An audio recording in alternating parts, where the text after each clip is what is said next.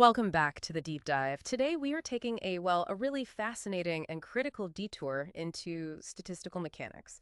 This deep dive is all about the foundational ideas that let us step back from thinking about just individual molecules bouncing around like crazy, trillions of them, and instead understand the maybe surprising order we see in the everyday world, things like temperature and pressure and heat.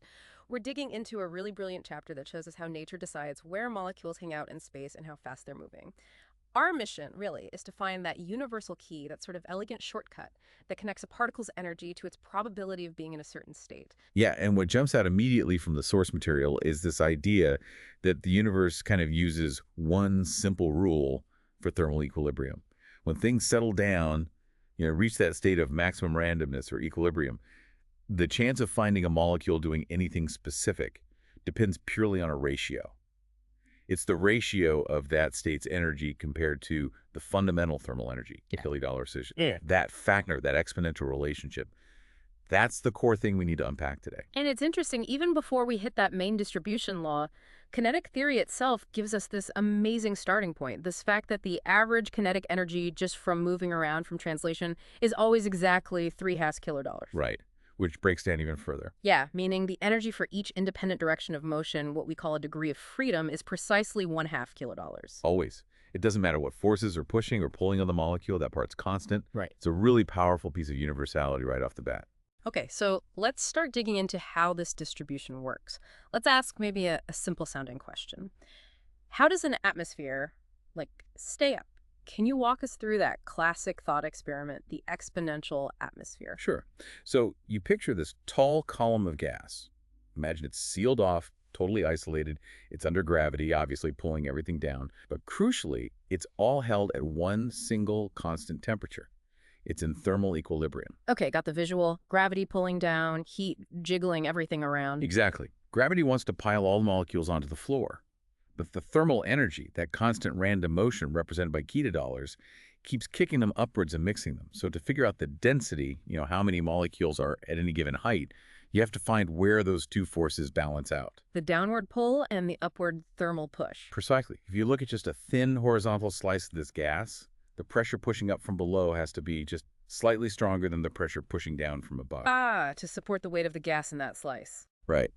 That tiny pressure difference, dPrs, over the height, d$ has to balance the weight of the molecules in that slice, which is their density times mass times gravity times the slice thickness. And then we bring in the ideal gas law. Type P equals NKT. Exactly. You relate pressure to density Right. using power equals NKT.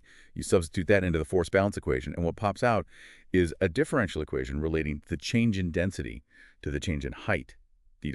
It tells you how density changes as you go up. Okay, and the solution to that equation, that's where the magic happens, right? It's not just a straight line decrease. Not at all. It's exponential. The density drops off exponentially as the height dollar increases. The formula is 1 ETAs over ASARHT, where $10 is the density at the bottom, one part a term. That tame PR term, that's just the gravitational potential energy needed to lift a molecule to height dollars. Exactly.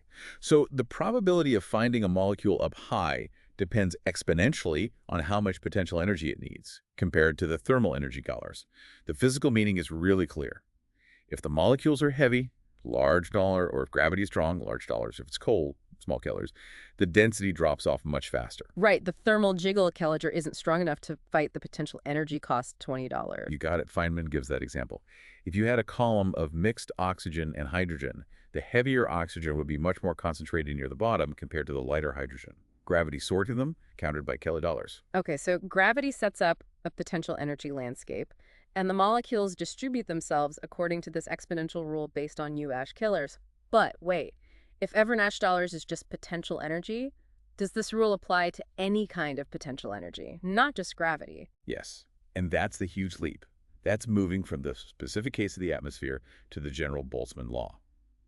The law basically states the probability, or the density $, of finding a particle in any state or at any location is proportional to $11 raised to the power of 9 minus the potential energy of that state divided by kilodollars. Wow. So back takes potential energy seat. That's the universal factor. That's the master key.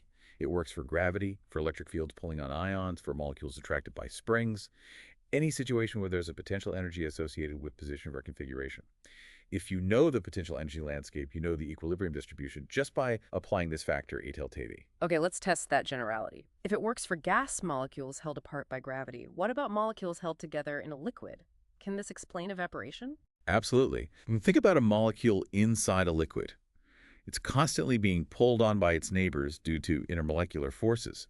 This network of forces creates a kind of potential energy well for each molecule. To escape the liquid, to evaporate, a molecule needs enough energy to overcome that attractive potential energy. So the potential energy here is related to how strongly it's bound to its neighbors. Exactly. Huh. The total potential energy is the sum of all those little interactions. So the probability of finding molecules in a certain spatial arrangement, maybe far apart, is proportional to a Blot term raised to the power of 9 minus that total potential energy divided by K1. Okay, so if kilonolars is small, like in a cold liquid. Then that exponential term, text PET1, drops off incredibly fast as potential energy increases.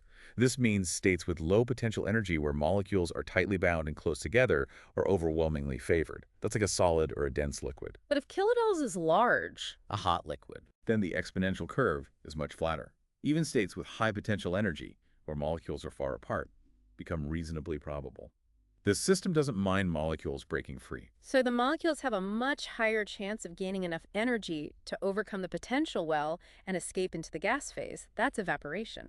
Precisely. It's just that same Boltzmann factor at work.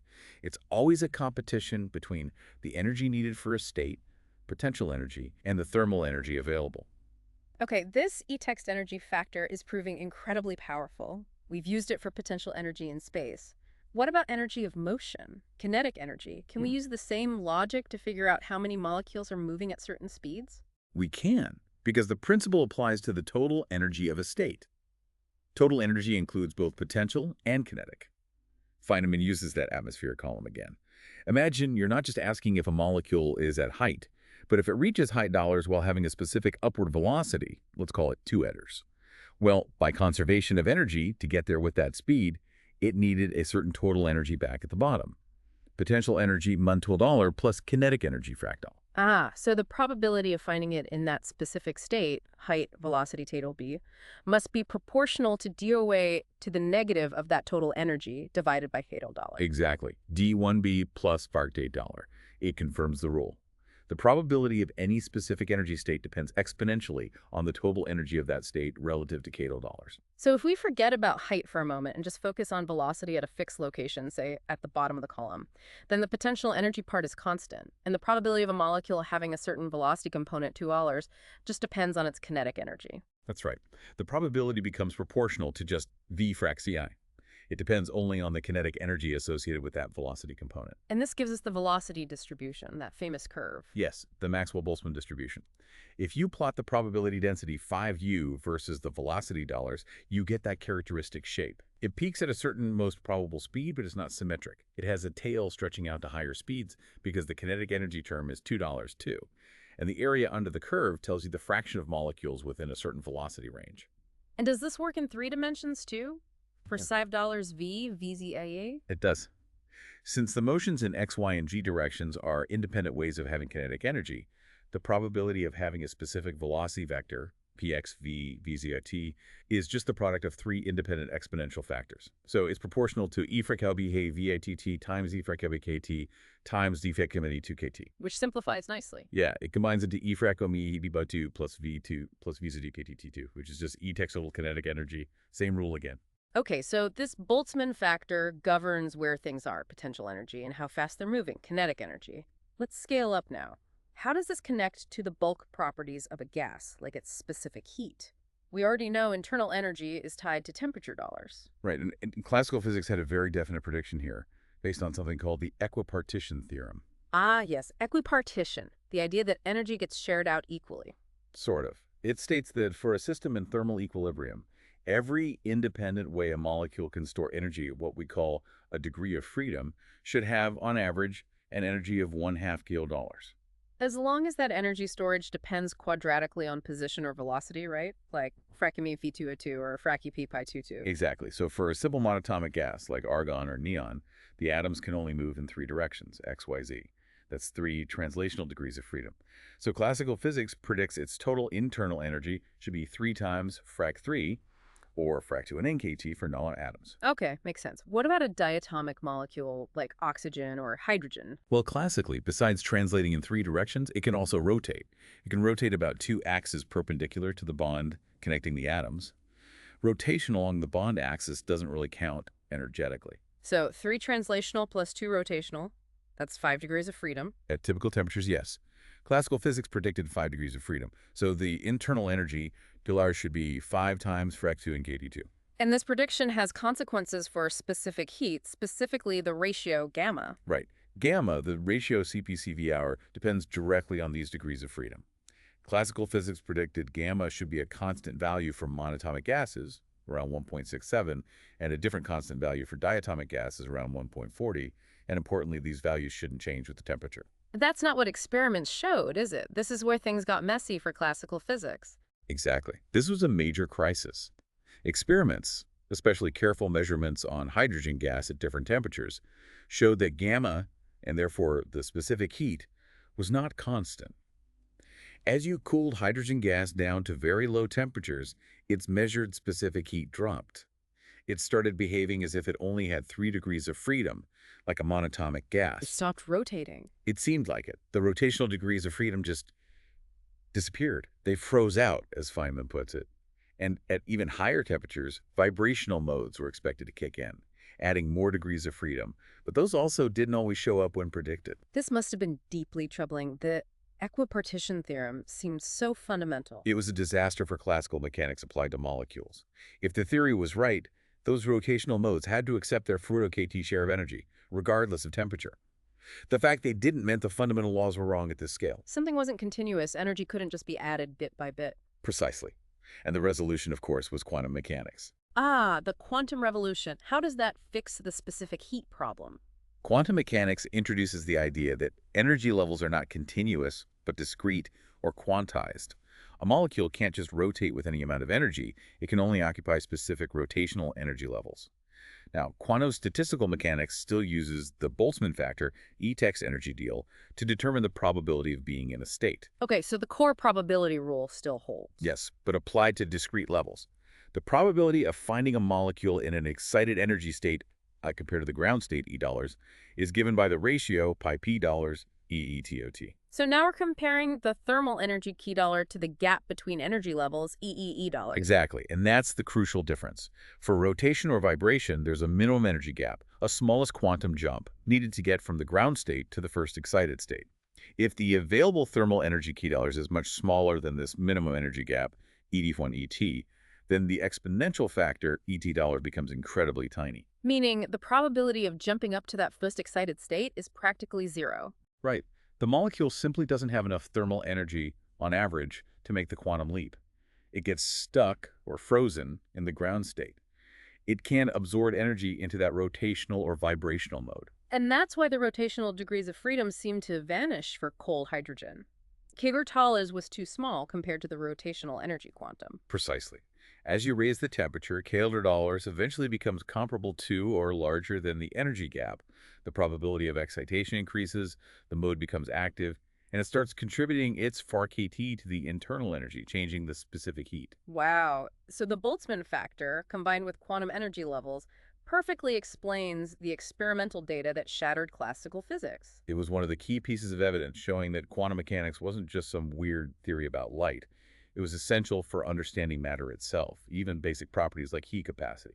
Looking back at this whole chapter then, what really stands out is, well, it's just the incredible power and reach of that one factor, text energy. Absolutely. It's the unifying principle. It dictates how molecules spread out under gravity, how likely they are to evaporate, how their speeds are distributed, and even explains why quantum effects dominate specific heats at low temperatures. It connects potential energy distributions, kinetic energy distributions, and the thermal probability of occupying discrete quantum states. It really is the bridge between the microscopic and macroscopic worlds. It's the fundamental language the universe uses for thermal probability in equilibrium. Simple, yet profoundly powerful. So here's a final thought to leave you with. Feynman shows how this factor depends critically on comparing tiny dollars to energy differences, tiny energy differences for rotation or vibration. Think about biology.